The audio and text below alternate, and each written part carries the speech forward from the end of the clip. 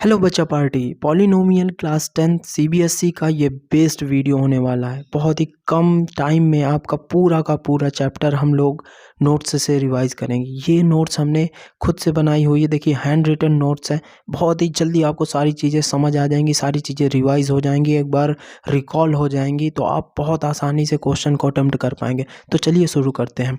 Polynomial हमारा chapter है। Polynomial क्या होते हैं? ऐसे एक्सप्रेशन जिनकी जो एक्सपोनेंट होते हैं वो होल नंबर होते हैं, ठीक है। ऐसे एक्सप्रेशन जिनके एक्सपोनेंट होल नंबर होते हैं उन्हें पॉलिनोमियल कहते हैं, ठीक है। जैसे कि यहाँ पे है 2, ये एक्सपोनेंट इसका होल नंबर है इसलिए पॉलिनोमियल है। नहीं होता तो ये क्या होता? अलजेब्रिक एक्सप्रेशन होता बस, ठीक है। 3x² + 2y - 7 एक हमारे पास अलजेब्रिक एक्सप्रेशन है, लेकिन ये पॉलिनोमियल है। क्या है ये? पॉलिनोमियल है। अब देखो ये जो 3 होता है ये इसे कोफिशिएंट बोलते हैं। ये प्लस और माइनस ऑपरेटर्स होते हैं। एक्स और वाई वेरिएबल्स होते हैं, और जो लास्ट का टर्म होता है ये कांस्टेंट होता है, ठीक है। ये सारी चीज़ें आपको पता होंगी फिर से, लेकिन एक बार रिकॉल करते जाओ, ठीक है। अब बात करते हैं डिग्री ऑफ पॉलिनोमियल। बहुत इंपॉर्टेंट टॉपिक है। लोग समझ ही नहीं पाते हैं कि डिग्री ऑफ पॉलिनोमियल कैसे निकालते हैं और टर्म्स ऑफ पॉलिनोमियल कैसे निकालते हैं। देखिए highest exponent on the variable, मैंने बोल रहा हूँ ना कि बहुत ही शॉर्ट नोट्स रिवीजन है, मतलब एकदम पॉइंट टू पॉइंट रिवीजन है। Highest exponent on the variable, variable पे जो हाईएस्ट पावर आपको दिखेगी वही उस पॉलिनोमियल की डिग्री होगी। जैसे कि यहाँ पे हाईएस्ट पावर 2 है इसलिए इसकी डिग्री 2 आएगी। यहाँ पे हाईएस्ट पावर 8 है तो इसकी डिग्री 8 आएगी। चलते हैं आगे। टाइप्स ऑफ पॉलिनोमियल्स की बात कर लेते हैं। टाइप्स ऑफ पॉलिनोमियल में दो तरीके होते हैं। नंबर ऑफ टर्म्स के बेसिस पे इसको डिवाइड किया गया है, और डिग्री ऑफ द पॉलिनोमियल्स के बेसिस पे भी इसको डिवाइड किया गया है। अगर टर्म्स के बेसिस, यानी कि टर्म्स क्या होते हैं? ये टर्म एक हुआ, एक टर्म ये हुआ, एक टर्म हुआ, तो इसमें 3 टर्म थे, ठीक है।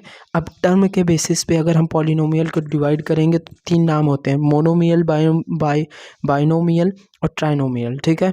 जिसमें सिंगल टर्म होगा 2x, 6x², 9xy, ठीक है। ये क्या है? मोनोमियल से, जिसमें केवल एक टर्म हो, जिसमें ऑपरेटर से सेपरेट होकर 2 टर्म ना बना रहा हो, उसे मोनोमियल कहेंगे। बाइनोमियल में सिंगल ऑपरेटर आना चाहिए, ठीक है। आप यहाँ पे देख पाएंगे। ट्राइनोमियल में 2 ऑपरेटर आएंगे, 1 और 2, यानी कि 3 टर्म होंगे, 1, 2 और 3, 2 ऑपरेटर्स के बीच में 3 टर्म होंगे, ठीक है। अब डिग्री ऑफ द पॉलिनोमियल्स की बात कर लेते हैं। लीनियर यानी कि डिग्री 1 होगी, ठीक है। x की पावर 1 होगी, मैक्सिमम पावर 1 होगी। क्वाड्रेटिक में 2 होगी, क्यूबिक में 3 होगी। एग्जाम्पल से हम लोग समझ चुके हैं, ये बहुत ही बेसिक चीज़ है। दोस्तों अब हम लोग बात करेंगे geometrical meaning of zeros of a polynomial. Polynomial के जीरोज की ज्योमेट्रिकल मीनिंग क्या होती है, हम इसकी बात करेंगे। पहली बात तो आप जीरो समझ लो। पॉलिनोमियल के जीरोज वो वैल्यूज़ होती हैं जहाँ पे पॉलिनोमियल की फाइनल वैल्यू को ज़ीरो बना दे, ठीक है। वो एक्स की वैल्यू जिस पे पॉलिनोमियल की वैल्यू ज़ीरो हो जाए, वो एक्स की वैल्यू जो होगी वो जीरोज होगी, ठीक है।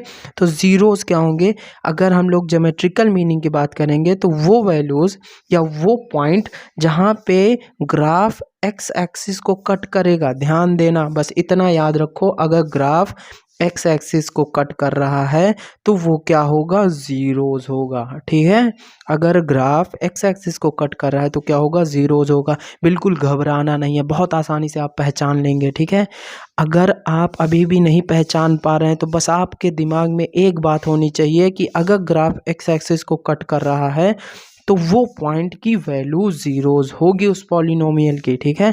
अब देख लो लीनियर पॉलिनोमियल के हम सभी को पता है कि लीनियर पॉलिनोमियल का जो ग्राफ होगा वो स्ट्रेट लाइन होता है। क्या होता है? स्ट्रेट लाइन होता है।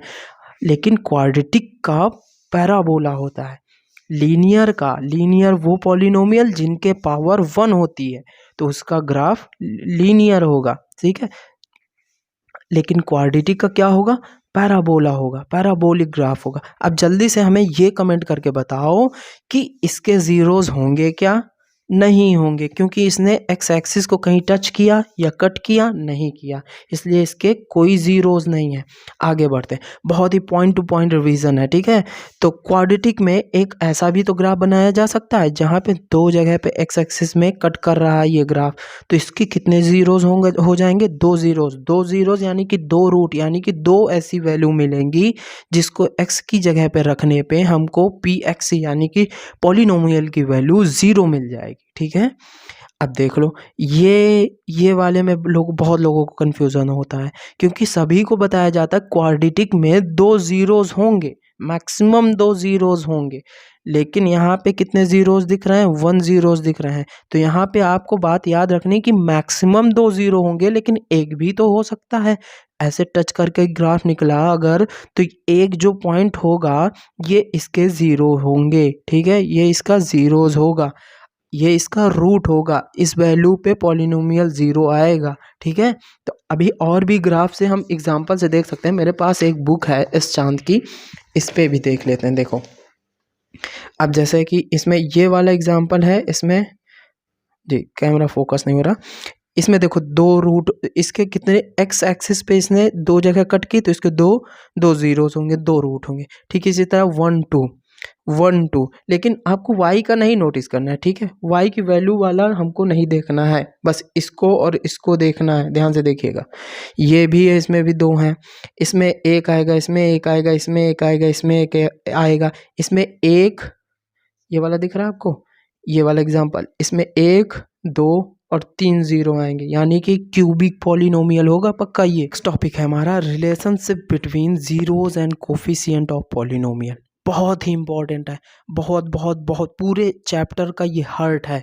बस इतना समझ लो, पूरा चैप्टर आपका खत्म है, ठीक है। Relationship between zeros and coefficient of a polynomial.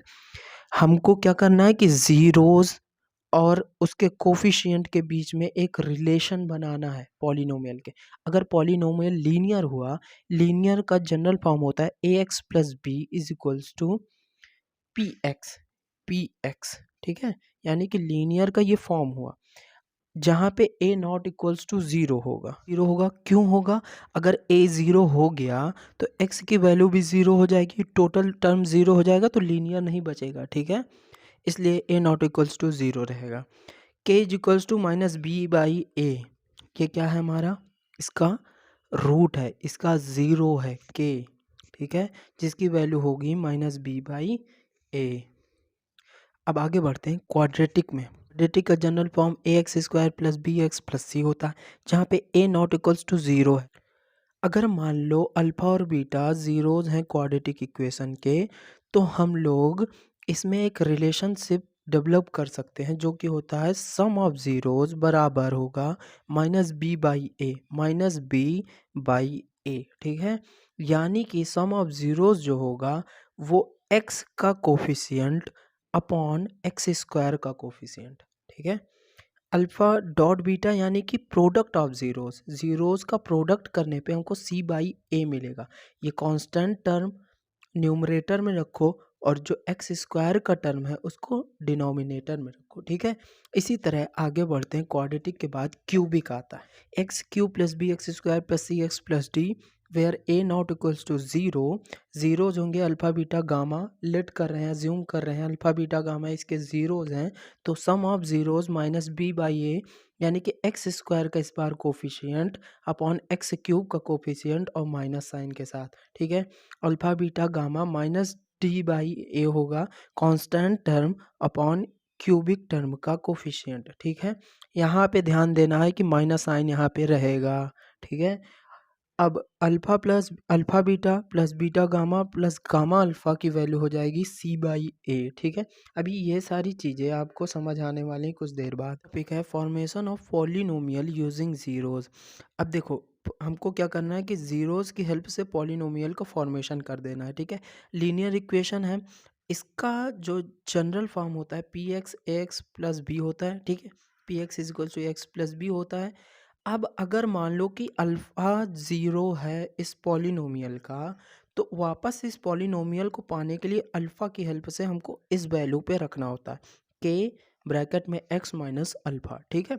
उसी तरह क्वाड्रेटिक का, ये हो जाएगा, अगर अल्फ़ा और बीटा ज़ीरो हैं तो हो जाएगा कि x square minus sum of zeros into x plus product of zeros. ठीक है, बहुत ही सिंपल है, ऐसे याद कर सकते हैं। यहाँ के क्यों रखा जाता है, क्योंकि अगर वैल्यू फ्रैक्शन में है, यानी कि 1/2 या -3/2 कुछ भी है, तो ये उसको बैलेंस करने के लिए होता है। ठीक है, ठीक इसी तरीके यहाँ पे भी है। हम लोग क्या करेंगे कि x cube minus sum of zeros into x square plus alpha beta plus beta gamma plus gamma alpha into x plus alpha beta and gamma. ठीक है, सिंपल सी बात है कि जो यहाँ पे वैल्यू मिली थी ना, alpha beta plus gamma alpha is equal to c by a है। ठीक है, यहाँ पे भी हम सी की जगह पे उसको हम लोग रखने वाले हैं। ठीक है, बस सिंपल सी बात है।